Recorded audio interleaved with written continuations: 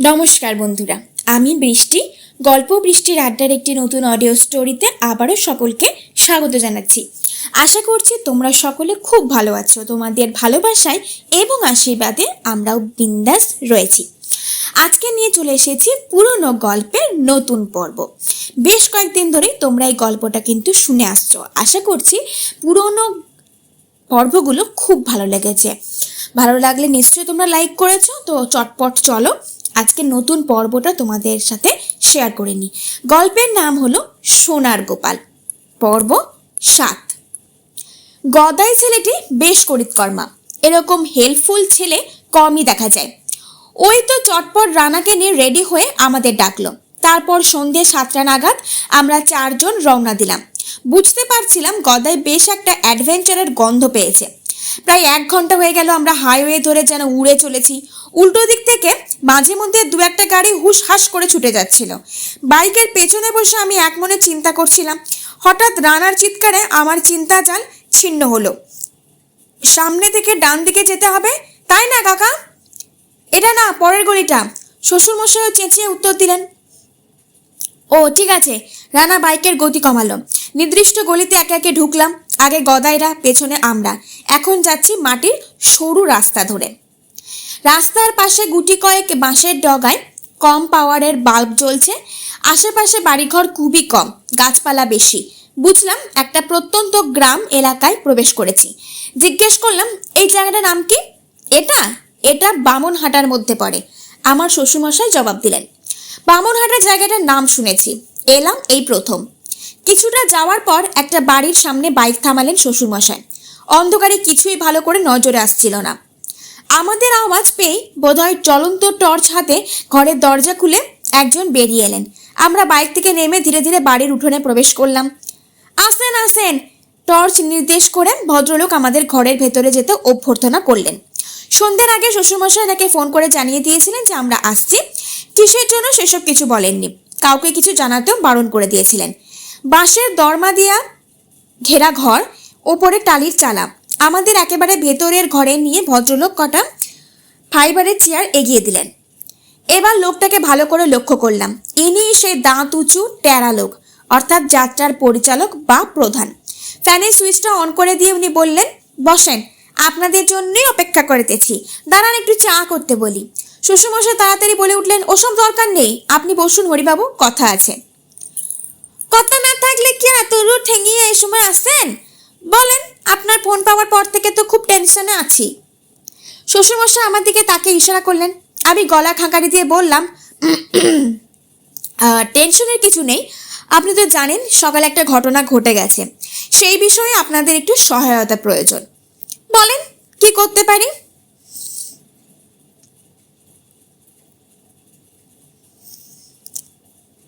ভদ্রলোকের কথায় গ্রাম্য টান প্রবল। আপনাদের যাত্রার পুরো টিমটাকে পাওয়া যাবে যারা গিয়েছিল? সবাইকে? এত রাতে? ভদ্রলোক ইতস্তত করতে লাগলেন। প্লিজ একটু দেখুন না, এখনো তত রাত হয়নি। ভদ্রলোকের সামনে দাঁতগুলো উঁচু বলে মনে হয় সবসময় হাসছেন। ব্যস্ত হয়ে বললেন, আসলে ব্যাপারটা হলো আমাদের এখানে সবাই রাত 9টার মধ্যে খেয়ে দিয়ে শুয়ে পড়ে। বুঝতেই তো পাচ্ছেন, গ্রাম গাঁয়ের ব্যাপার। যতটা সম্ভব নরম গলায় বললাম, বুঝতে পারছি কাকাবাবু, আপনিও নিশ্চয়ই বুঝতে পেরেছেন ব্যাপারটা গুরুতর। মেয়েটার মৃত্যু স্বাভাবিকভাবে হয়নি। পুলিশই আসতে চাইছিল, আমরা বারণ করলাম। জানেনই তো পুলিশে ছুলে 36 ঘাম, থানায় টানা হেঁচড়া করা, নানা রকম হ্যারাসমেন্ট। তাছাড়া 9টা তো এখনো বাজেনি, সবাই মনে হয় জেগেই আছে। পুলিশের কথা বলে লোকটাকে একটু ভয় দেখাতে চাইছিলাম। এমনিতেই লোকটার মুখ আর চেহারা দেখে মনে হয় খুব শেয়ানা। ভয় পেয়েছে কিনা টেরা চোখের জন্য ঠিক বোঝা গেল না। অভিব্যক্তিহীন মুখে বললেন, তাইলে আমাকে একটু সময় দেন, আমি সবাইকে ডেকে আনি। অধৈর্য কণ্ঠে শ্বশুরমশাই বললেন, যান আপনি, আমাদের হাতে বেশি সময় নেই, আবার এতটা রাস্তা ফিরতে হবে। হরিবাবু বেরিয়ে গেলেন। আমি ঘরের চারিদিকে একটু নজর বুলিয়ে নিলাম। দরমার দেয়ালে খবরের কাগজ সাঁটা, কয়েকটা ঠাকুরের ছবি সহ ক্যালেন্ডার ঝুলছে। এছাড়া আছে একটা খাট আর একটা কাঠের আলমারি। চেয়ারের সংখ্যা 3টে হওয়ায় রানা পা ঝুলিয়ে খাটে বসেছে। গদাই চেয়ারটা নিয়ে আমার দিকে সরে এসে গলা নামিয়ে বলল, যা জানার সব ভালো করে জিজ্ঞেস করে জেনে নিও জামাই। এদের মধ্যে যদি কেউ কালপিট বুঝতে পারো না, আমাকে একটু চোখে ইশারা করো, তারপরে আমি বুঝে নেব। মাথা নেড়ে বললাম, আমি এদের সাথে একজন একজন করে কথা বলতে চাই, তোমরা তখন অন্য ঘরে বসলে ভালো হয়। গদায়ের গুটখা চেবানো বন্ধ হয়ে গেল। আলাদা করে বলবে? আমরা থাকতে পারবো না কেন? ওরা কি বলে আমরাও শুনতে পাবো। ওকে বাধা দিয়ে আমার শ্বশুর বললেন, না না, সম্রাট একা কথা বলাই ভালো, ওরা আসুক, তুমি জিজ্ঞাসাবাদ শুরু করো, আমরা বরং পাশের ঘরে অপেক্ষা করব। যাক, উনি বিচক্ষণ, ব্যাপারটা বুঝতে পেরেছেন। মিনিট পাঁচেক পর একজন মধ্যবয়স্ক মহিলা একটা থালায় করে 4 কাপ চা নিয়ে ঢুকলেন, সঙ্গে মারি বিস্কুট। আমরা হাতে হাতে কাপ নিলাম। মহিলা থালাটা খাটের ওপর রাখলেন। শ্বশুরমশাই জল চাইলে মহিলা একটি জলপূর্ণ বোতল এবং একটি কাঁচের গ্লাস এনে দিলেন। আমরা চা খেতে খেতে নিজেদের মধ্যে কথা বলতে লাগলাম। সবার বক্তব্য এই, পুজো গণ্ডার দিনে এ কি অনাসৃষ্টিকাণ্ড, ওদিকে পুজো হচ্ছে আর আমরা তা ছেড়ে কী সব নিয়ে পড়ে আছি। মিনিট 20-র মধ্যে হরিবাবু কয়েকজনকে নিয়ে হাজির হলেন। তারপর বললেন, কয়েকজনকে নিয়ে এলাম আর বাকিদের খবর দিয়েছি, কিছুক্ষণের মধ্যে চলে আসবে।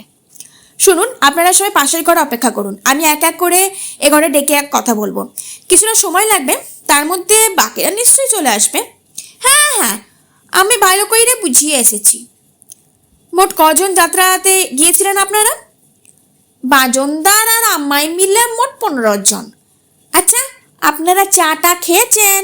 হ্যাঁ খেয়েছি। আপনি এই ঘরটা ছেড়ে দিন, পাশের ঘরে সবাইকে নিয়ে বসার ব্যবস্থা করুন। হরিবাবুর পেছনে সবাই পাশের ঘরে চলল। গদায়ের মুখ থেকে বুঝতে পারছিলাম ওর ব্যবস্থাটা মোটেই পছন্দ হয়নি। আসল ব্যাপারটা জানলে তো হাওয়া বেরিয়ে যেত। 2 মিনিটের মধ্যে হরিবাবু এ ঘরে এলে বললাম, আপনাকে দিয়ে শুরু করা যাক, দরজাটা বন্ধ করে আসুন। উনি নিঃশব্দে আমার নির্দেশ পালন করলেন। আমি ইন্টারোগেশন শুরু করলাম। আপনার নাম? হরিসাধন কর্মকার। কত বছর এই কাজ করছেন? পালার কাজ? তা ধরেন প্রায় 10 বছর। আগে অভিনয় করতাম, এখন পরিচালনা করি। ভদ্রলোক নিশ্চয়ই কমেডিয়ানের রোল করতেন। দাঁত উঁচু, তেরা চেহারায় হিরোর রোল পেতেন না শিওর। সেসব কথা জিজ্ঞেস করা অশোভন। কাজের কথায় ফিরে এলাম। শুধু কি পরিচালনার কাজই করেন? না না, সারা বছরের কাজ থাকে না, নিজস্ব জমি আছে, চাষাবাদ করি। আমাদের দলের বেশিরভাগ ছেলেই জমিতে চাষবাস করে। আচ্ছা, আজ ভোরে যখন ওই ঘটনাটা ঘটে তখন আপনি কোথায় ছিলেন? আপনাদের ক্লাব ঘরেই তো ছিলাম। নীলকণ্ঠবাবু আমাদের টাকা পয়সা বুঝিয়ে দিচ্ছিলেন। চেঁচামেচি শুনে আমরা বেরিয়ে ওসব অনাচ্ছিক ঘটনা দেখি। শীতলা মাতার কি রে, আজ এত বছর অনুষ্ঠান করতেছি, কখনো এমন ঘটনা দেখিনি বাপু। আপনাদের সব ছেলেরা ক্লাবেই ছিল? হ্যাঁ। ভালো করে ভেবে বলুন, কেউ বাইরে ছিল না তো? ভেবেই বলতেছি, ছিল না। সরাসরি তার চোখের দিকে তাকিয়ে বলি, কি করে শিওর হচ্ছেন? আপনি তো হিসাব করে টাকা নিতে ব্যস্ত ছিলেন। সেই সময় যদি কেউ বাইরে থাকে আপনার তো লক্ষ্য করার কথাই নয়। আমার অকাট্য যুক্তির কাছে হার মানেন হরিসাধন। তার চোখ আরও টেরা হয়ে যায়। আমতা আমতা করে বলেন, না মানে। ঠিক আছে, বাদ দিন। এবার বলুন, একটা যাত্রাপালা অর্গানাইজ করে আপনারা কত টাকা পান? সে তো আপনারা জানেন। জানি, তবু আপনার মুখে শুনতে চাই। গ্রামের দিকে পালা করে বেশি পাই না বাবু, শহরের দিকে ভালো পেমেন্ট পাওয়া যায়। কত পান? 2 বছর আগেও আমরা খুব বেশি পেতাম না। এবার ধৈর্য হারিয়ে ফেলি আমি। ওনার পরে আরও 14 জনকে জেরা করতে হবে। একদম সময় নষ্ট করলে হবে না। গলার স্বর চড়িয়ে বলি, আপনি তো খুব বেশি কথা বলেন। যা জিজ্ঞাসা করেছি তার জবাব দিন। 2 বছর আগের কথা তো জানতে চাইনি। এখন কত পান? কড়া কথা শুনে থতমতকে হরিবাবু উত্তর দেন, তা প্রায় 10,000। পুরো 10,000 না কম বেশি হয়? আমাদের একদিনের একটা যাত্রার রেট আছে 15,000, দর কষাকষি করে 10-এ নামে। এখন তো যাত্রা কোথাও খুব একটা বেশি হয় না, তাই যা পায় রাজি হয়ে যায় মোটামুটি। মনে মনে হিসাব করে দেখলাম 10,000 টাকা পেলে এক একজনের ভাগে পড়ে 650 টাকার কিছু বেশি। প্রশ্ন করলাম, এ কাজ করে আপনাদের পোষায়? পোষায় না তো, ডেরেস ফেরেস ভাড়া দিয়ে কিছুই থাকে না। তাহলে করেন কেন? করি শখে বাবু, তাছাড়া বহুদিন এই পেশায় আছি। আপনাদের মতো কয়েকটা কাজ ধরা বাঁধা রয়েছে, না করলে তো আপনারা আবার ছাড়েন না, তাই উপায় না থাকলেও করতে হয়, বচ্চরকার অনুষ্ঠান বলে কথা। হঠাৎ কথা ঘুরিয়ে আমি প্রশ্ন করি, আপনি কি জানেন আমাদের পুজোর গোপালটা চুরি হয়ে গেছে? চমকে উঠেও সামলে নিয়ে হরিবাবু বলেন, মজা করতে চান? কই, এমন কথা তো শুনিনি। কাউকে জানানো হয়নি। গোপালটা যে সোনার তৈরি ছিল সেটা জানেন তো, নাকি তাও জানেন না? মাথা নাড়েন হরিসাধন, সেটা জাননি, কিন্তু কখন চুরি হলো? আপনারা থাকাকালীন, যখন মেয়েটার গায়ে আগুন লাগলো ঠিক তখন। আপনি যদি কিছু জেনে থাকেন তো বলুন। হ্যাঁ, আমার তো এখনো বিশ্বাসই হচ্ছে না। আপনার দলে কেউ কি কিছু জানে? না মনে হয়, জানলে আমায় বলতো। তবুও আপনি জিজ্ঞেস করে নিন। তাহলে আপনি বলছেন আপনাদের কেউ এ কাজ করেনি? দেখেন বাবু, আমার দল নিয়ে আমি প্রায় 7 বছর আপনাদের ওখানে পালা করতেছি। আপনার সাথে আমার পরিচয় নেই। নীলকণ্ঠবাবু জানেন আমরা গরিব মানুষ, দিন আনা দিন খাওয়ার লোক, সংসার ঠিকমতো চলে না, তবু গ্যারেন্টি দিতেছি আমাদের কেউ চুরি করেনি। গ্রামের লোক হলে কি হবে, সবাই খুব সৎ এবং সরল সাদাসিধে। না খেতে পেয়ে মরি গেলেও কেউ বিশ্বাসঘাতকতা করবে না। আপনি মিচ্ছি মিচ্ছি আমাদের সন্দেহ করতেছেন। দেখুন হরিবাবু, আপনি ভুল করছেন। আমি আপনাদের সন্দেহ করছি না, শুধু জিজ্ঞেস করেছি কিছু জানেন কি না। এবার তেরিয়া হয়ে হরিশোধন জবাব দিলেন, আপনি তো বললেন আমাদের মধ্যে কেউ চুরি করেছে কি না। দ্বিগুণ তেরিয়া হয়ে আমি বললাম, শুনুন, পুলিশ এলে না অন্যভাবে জিজ্ঞেস করতো, থানায় টেনে নিয়ে যেত, ওদের ধৈর্য কম, হয়তো মারধরও করতো, সেই তুলনায় কি অনেক ভালোভাবে জিজ্ঞেস করছি না? হরিসাধন কিছু না বলে মাথা নিচু করে থাকেন। আমি প্রসঙ্গ পাল্টাই, আপনার পা দুটো একটু তুলুন তো দেখি। কিছু বুঝতে না পেরে হরিসাধন আমার মুখের দিকে হাঁ করে চেয়ে থাকেন, যার পর নয় অবাক হয়েছেন। আমি বুঝিয়ে বললাম, আপনার পায়ের তলাটা একটু দেখব, সামান্য উঁচু করলেই হবে। নীরবে নির্দেশ পালন করেন হরিসাধন। আমি নিচু করে ওর গোড়ালি দুটো নিরীক্ষণ করি, না, পুরনো কয়েকটা দাগ ছাড়া টাটকা কোনো চিহ্ন নেই। ঠিক আছে, পা নামিয়ে নিন। আচ্ছা, আপনাদের মধ্যে কারো পায়ে চোট টোট লেগেছে কিনা বলতে পারবেন, বা কেটে ফেটে গিয়েছে কিনা? না, সেরকম তো কিছু হয়নি। আচ্ছা, আপনি এখন যেতে পারেন, দরকার হলে আবার আপনাকে ডাকবো। ও ঘর থেকে একজন করে পাঠিয়ে দিন।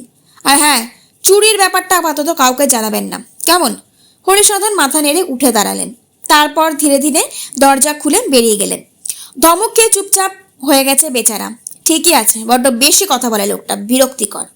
পরের জনকে জেরা করার জন্য রেডি হলাম। রাতের সঙ্গে গরমও বাড়ছে, সেই সঙ্গে পাল্লা দিচ্ছে টেনশন।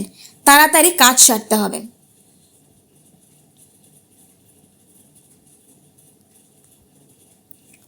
এক এক করে যাত্রা পার্টিদের বাকি 14 জনকে জেরা করলাম। অল্প সময়ের মধ্যে এই জেরাকেই বোধহয় ম্যারাথন জেরা বলে। টানা বকবকানির চোটে একটু বাদে বাদেই গলা শুকিয়ে যাচ্ছিল, তখন উঠে গিয়ে জল খেয়ে আসছিলাম। প্রশ্ন করতে করতে প্রত্যেকের 2 পা ভালো করে চেক করলাম। একজনের পায়ে চোট ধরা পড়লো, কিন্তু সেটা ডান পায়ের টোয়ে। তদন্তের হিসাব অনুযায়ী বাঁ পায়ে গোড়ালিতে কারো চোট বা আঘাত দেখতে পেলাম না। জেরার মুখে একজন বাদে সবাই হরিসাধন বাবুর মতো একই রকম উত্তর দিল। শুধু একটি ছেলে ঘরে আসার পর থেকে অস্বাভাবিক আচরণ করছিল। ছেলেটির নাম বিনু। কিছু জিজ্ঞেস করার আগে সে কেমন যেন কাঁপছিল, মুখেও চাপা আতঙ্ক। সন্দেহ হওয়ায় আমি চেপে ধরলাম। প্রথমটাই সে কিছুই বলতে চায় না। নানা রকম ভয় টয় দেখানোর পর বিনু জানালো, সবাই যখন ক্লাবে পেমেন্ট নিচ্ছিল, সে তখন ক্লাবের দোতলায় ছাদে গিয়েছিল ধূমপান করতে। সেই সময় ও একটা শব্দ শুনতে পায় ক্লাবের পেছনে কলপাড়ের দিকে। সেদিকে তাকিয়ে অন্ধকারের মধ্যে একজনকে খুঁড়িয়ে খুঁড়িয়ে যেতে দেখে। তার হাতে একটা ব্যাগ মতন কি ছিল। সেই সঙ্গে আরও একটা দুর্দান্ত সূত্র দিল বিনু। লোকটির মাথায় পেছনের চুলে ঝুঁটি বাঁধা ছিল, যাকে বলে পনিটেল। তাহলে বামনহাটায় না এলে এতগুলো সূত্র তো মিস হয়ে যেত। বুদ্ধি করে ভাগ্যিস এসেছিলাম। বিনুকে জিজ্ঞেস করলাম, এসব কথা কাউকে জানাওনি কেন? কাঁচুমাচু মুখ করে বিনু উত্তর দিল, জানিয়েছিলাম তো। কাকে? বিস্ময়ে আমার ভুরু কুচকে গেল। হরিদাকে। হরিদা মানে তোমাদের ওই পরিচালক হরিসাধন বাবু? হ্যাঁ। তারপর? হরিদা সব শুনে বলল, কাউকে কিছু বলার দরকার নেই, তাহলে তুই নিজেই ফেঁসে যাবি। ভয়ে আমি কাউকে কিছু বলিনি।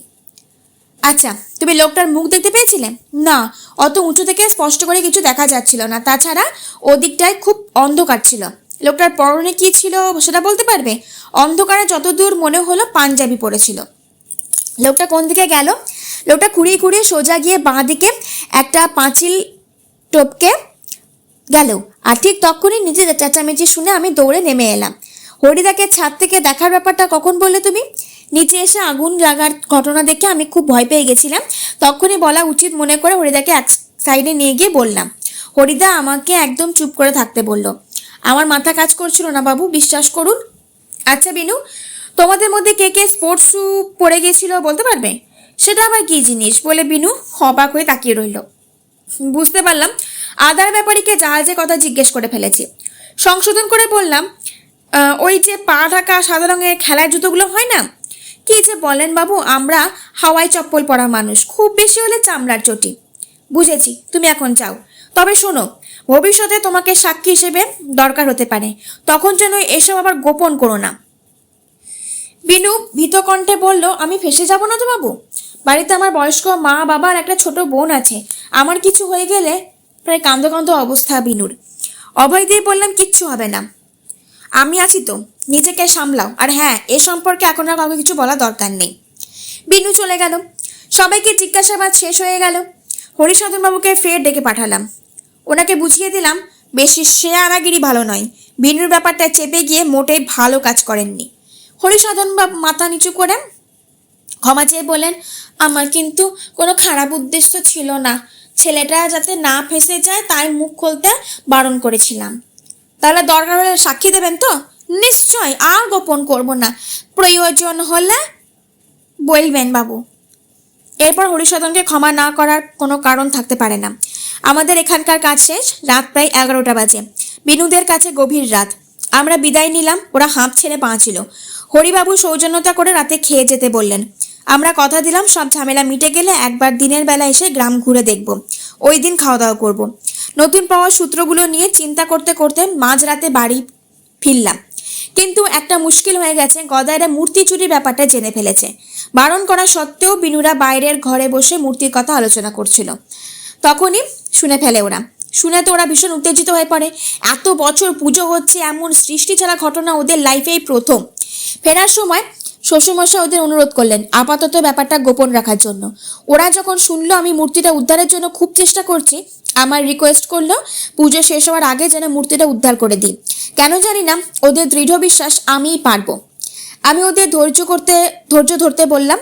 আর একটা জিনিস ভালো করে খোঁজ নিতে বললাম, কারো পায়ে রিসেন্ট কোনো আঘাত লেগেছে কিনা, খোঁজ পেলে আমার যেন সাথে সাথে জানায়। ঠাকুরতলায় এসে দেখি 24 প্রহর নাম সংকীর্তন চলছে। একঘেয়ে গান, হারমোনিয়াম আর করতালের সুর। আমার মাথার সেসব কিছুই ঢুকছিল না। পেটে তখন ছুঁচোয় ডন বৈঠক মারার সাথে সাথে ডাম্বেলও ভাঁজতে শুরু করেছে। সুতরাং দেরি না করে যে যার বাড়ির দিকে রওনা দিলাম। পিঙ্কি জেগেই ছিল। হাত মুখ ধুয়ে এলে ও আমাদের খেতে দিল। রুটি মাংসের আগে একটু চিড়ে মাখা ভোগ খেলাম। বাড়ির অন্য সবাই তখন ঘুমিয়ে কাঁদা। খাওয়া হলে শ্বশুরমশাই ঠাকুরতলায় গিয়ে বসলেন। ওদিকটাও তো সামলাতে হবে। আমি কিন্তু ঘুমোলাম না, অ্যাসিস্ট্যান্টের সাথে তদন্ত নিয়ে আলোচনায় বসলাম। প্রথমেই সব খুঁটিয়ে বললাম ওকে, আর 2 দিন হাতে আছে। টেনশন হচ্ছে রীতিমতো, পারবো তো মূর্তি উদ্ধার করতে? ঠাকুর তুমিই ভরসা, মান রেখো। তাহলে বামনঘাটায় গিয়ে কাজ হয়েছে বলো? পিঙ্কি উৎসাহিত স্বরে প্রশ্ন করলো। নিশ্চয়ই, কতগুলো ইম্পর্টেন্ট ক্লু পেলাম বলো তো। হ্যাঁ, 1 নম্বর চোরের পা খুঁড়িয়ে হাঁটা, 2 নাম্বার মাথায় পনিটেল, আর 3 নাম্বার চোরের পরনে ছিল স্পোর্টস শ্যু, এর সঙ্গে পাঞ্জাবি। আর একটা ক্লু তো বাদ গেল। কোনটা? চোর পাঁচিল টপকে তোমার সেজু জেঠুর বাড়িতে ঢুকেছে, শ্যামদের বাড়ি থেকে যায়নি। অথচ শ্যামদের বাড়ি ঢুকলে পাঁচিল টপকাতে হয় না, পাঁচ থেকে গলে গেলেই হয়। ঠিক ঠিক, পিঙ্কি মাথা নেড়ে সায় দিল। এবার লক্ষ্য করো, পাঁচিল না টপকে দ্বিতীয় রাস্তা দিয়ে কিন্তু সহজ ছিল। শ্যামদের বাথরুমের পাশ দিয়ে রাস্তায় বেরোনোটা কিন্তু খুবই ইজি। তাহলে ওখান থেকে না গিয়ে চোর পাঁচিল টপকালো কেন? পিঙ্কির কপালে চিন্তার ভাঁজ। সেটা জানতে গেলে তোমার সেজো জেঠুর বাড়ি যেতে হবে। ভুরু কুচকে তীর চিহ্ন করে পিঙ্কি বলল, তুমি সেজো জেঠুর বাড়ি যাবে? হ্যাঁ, কেন বলো তো? সব জেনে শুনেও আমি জিজ্ঞাসা করি। না, ওদের সাথে আমাদের বনিবনা নেই তো, তাই। ও হো, এই ব্যাপার। আচ্ছা, সে বিয়ের পর থেকে শুনে আসছে তোমাদের সাথে ওদের সম্পর্ক ভালো নয়। ব্যাপারটা আসলে কি বলতো? শুধু আমাদের সাথে না, সবার সাথে ওদের সম্পর্ক খারাপ। আসলে আমাদের সেজো জেঠি একটু ভিন্ন টাইপ, অহংকারী, বদমেজাজি। ওদের এক মেয়ে আর এক ছেলে, তাদেরও স্বভাব মায়ের মতো। মেয়েটার বিয়ে হয়ে গেছে অথচ শ্বশুর বাড়ি থাকে না, বরের সাথে ঝগড়া করে চলে এসেছে। ছেলেটা তো একটা মস্তান, যত সব বাজে বাজে ফালতু ছেলেদের সঙ্গে মেশে নেশা করে। আমরা যখন অনেক ছোট তখন কি একটা ব্যাপার নিয়ে বাবার সাথে ওদের ঝামেলা হয়, আমি তখন অত বুঝি না। শোনা যায় সেই ঝামেলায় মেশিন পিস্তলও বের হয়েছিল। সেই থেকে ওদের কিছুতে আমরা যাই না, আমাদের কোনো কিছুতে ওরাও আসে না। মুচকি এসে বলি, এ যে একেবারে সিনেমার মতো। হ্যাঁ ঠিকই বলেছ। জেঠু তবু রাস্তায় দেখা হলে আমাদের সাথে কথা বলে, কিন্তু ছেলেটা একেবারেই অমানুষ। আমি দেখেছি ওকে। কাকে? জেঠু ছেলেকে? বোধহয় দেখেছ, বিরাট লম্বা চওড়া ফিগার, মাথায় বড় বড় চুল। ইন্টারেস্ট নিয়ে বললাম, তাহলে তো অবশ্যই দেখা করতে হবে। পিঙ্কি হাসলো। আরে না না, তুমি যা ভাবছো তা নয়। পনিটেল বাঁধার মতো বড় চুল না, ওই যে একেবারে ঝাংরা চুল তাই। আচ্ছা, তোমার অন্য জেঠুর সাথে ওদের ভাব আছে? একদম না, শ্যামদের সাথে সুমিদের সাথেও ওদের ঝামেলা, কারোর সঙ্গে কথা নেই। তাই নাকি? কিন্তু আমাকে তো তদন্তের স্বার্থে যেতেই হবে। তোমাকে কে নিয়ে যাবে বলো তো? বাবা তো যাবে না। বাবা যাবে না, তাই তো? ঠিক আছে, প্রবলেম হবে না, রানা বা গদাইকে নিয়ে চলে যাব। কিন্তু তার আগে আমাকে ঠাকুর মশাইয়ের বাড়ি যেতে হবে, যিনি আমাদের একজন বিগ অ্যাকিউজড। ঠিক আছে তাই যেও, কিন্তু এখন শোবে তো? দেখেছো কটা বাজে? ঘড়ির দিকে চোখ গেল, রাত 2টো। বিছানায় আমাদের ছোট্ট সোনাটা ঘুমিয়ে আছে। বললাম, তুমি শুয়ে পড়ো, আমি এখন একটু নিরিবিলিতে বসবো, বেশ কিছু চিন্তা ভাবনা করার আছে। ভালো কথা। বাবাই কি করলো আজ সারাদিন? আর বলো না, বাবাই খুব আনন্দ করেছে আজ। ঘুরেছে, নেচেছে, দীপদাদার সাথে বহুত খেলেছে, আর তোমায় খুব মিস করেছে। বলতে বলতে পিঙ্কির মুখটা উজ্জ্বল হয়ে ওঠে। তাই? I also missed you both বলে আমি উঠে গিয়ে ঘুমন্ত সোনাটাকে একটা চুমু খেয়ে গেলাম। তাহলে আমি শুয়ে পড়লাম, তুমি বেশি দেরি করো না। গুড নাইট বলে পিঙ্কি বিছানায় উঠে গেল। ওকে, গুড নাইট, সুইট ড্রিমস বলে আমি ঘরের জিরো বাল্বটা জ্বালিয়ে টিউবটা নিভিয়ে দিলাম। তারপর চেয়ারে পায়ের ওপর পা তুলে বসলাম। একটা দীর্ঘশ্বাস ফেলে পিঙ্কি উত্তর দিল, আর সুইট ড্রিমস? এসব মিস্ট্রি সলভ না হওয়া পর্যন্ত ড্রিমগুলো আর সুইট হবে না। ঘুমোলে যা সব ভয়ঙ্কর স্বপ্ন দেখছি। আমি এ কথার কোনো উত্তর দিতে পারলাম না। আমারও তো একই অবস্থা। থাক, অন্য সব চিন্তা বাদ দিয়ে এখন আমাকে নিরালায় বসে কেসটা নিয়ে ভাবতে হবে। মাথার মধ্যে সব ঘোট পাকিয়ে গেছে।